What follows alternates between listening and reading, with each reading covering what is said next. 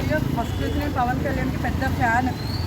First day మూవీకి ఎక్కువ preference ఇచ్చి చూసేది. సో ఇవాళ కూడా మేము యాక్చువల్గా నేను స్కూల్ కరెస్పాండెంట్.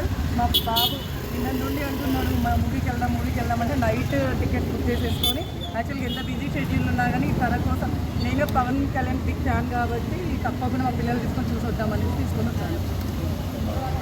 చాలా బాగుంది సార్, ఎక్సలెంట్. ఏదైతే తను చూపించాలనుకున్నాడో మూవీ రూపకంలో కానీ బయట కానీ ఆయన బయట ఏదైందో మూవీలో కూడా అదే. మనం కొత్తగా చెప్పాల్సిన అవసరం ఏమీ లేదు. చాలా బాగుంది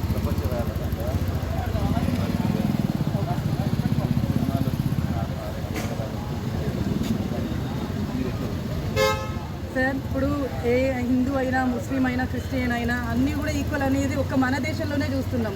వేరే కంట్రీస్కి పోయినప్పుడు అలాంటిది ఏమి ఉండదు. అట్లాంటి కంట్రీలో ఇప్పుడు కూడా జరుగుతూ ఉన్నాయి. సో మనం అందరము స్టాండర్డ్గా ఉంటేనే మన హిందూ ధర్మాన్ని అయితే కాపాడుకోగలుగుతాము, మన సనాతన ధర్మాన్ని కాపాడుకోగలుగుతాము. మనం వాళ్ళకి యాంటీ కాదు, కానప్పటికీ కూడా మన పైన ఎన్ని జరుగుతున్నాయి మనం రెగ్యులర్గా చూస్తూనే ఉన్నాం కదా. సో ఇప్పుడు ఏంటి అంటే ఈ మూవీలో చూసినప్పుడు ఇలాంటి కూల్చివేతలు కానీ అందరం ఈక్వల్ సార్. మనం వాళ్ళని ఏం చేయట్లేదు, వాళ్ళు మనం చేయాల్సిన అవసరం లేదు. అన్నీ ఉన్న కంట్రీ అంటే మనదే కాబట్టి మన హిందూయిజం మనం కాపాడుకోవాలి, సనాతన ధర్మాన్ని మనం కాపాడుకోవాలి.